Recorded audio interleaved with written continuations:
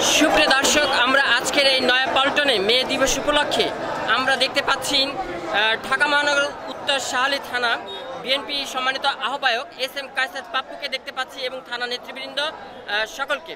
আমরা আজকে মে দিবস উপলক্ষে আমরা এস.এম. কায়সার পাপ্পুর কাছ থেকে একটু জানতে চাই অনুভূতি। একটু প্লিজ বলবেন আজকের।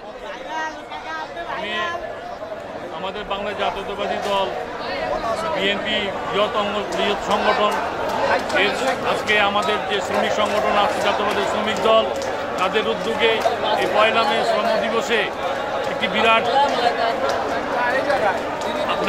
একটা জনসভার আয়োজন করা হয়েছে।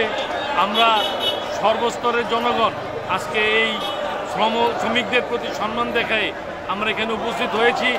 বাংলাদেশে শ্রম যে অবস্থাটা আছে বেশি একটা সুবিধার না।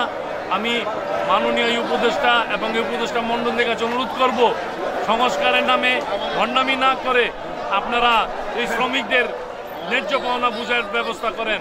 এই রাস্তাঘাটে গাজীপুরে অমুক জায়গায় তমুক গার্মেন্টস শ্রমিকদের যেভাবে অত্যাচার অবিচার করা হয়েছে এগুলি বন্ধ করেন এবং তাদেরকে মাসে মাসে তাদের যে প্রাপ্য সেটা দেওয়ার ব্যবস্থা করেন।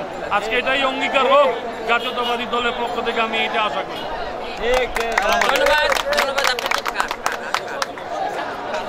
এখানে আমাদের সবাই উপস্থিত আছেন আমাদের শাহালি থানা বিএনপি যুগ্ম আহ্বায়ক শামসুল কবির, 8 নম্বর ওয়ার্ডের সভাপতি আমাদের হাফেজ সাইফুর রহমান লিটন, আমাদের 99 নম্বর ওয়ার্ডের সভাপতি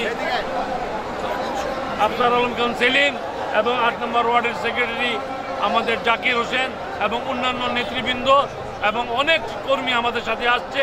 সবাই এই শ্রম দিবসকে একাত্মতা ঘোষণা করার জন্য আমরা এখানে এই তপ্ত রৌদ্রের মধ্যে রাজপথে বসে আছি। ইনশাআল্লাহ জয় আমাদের হবে।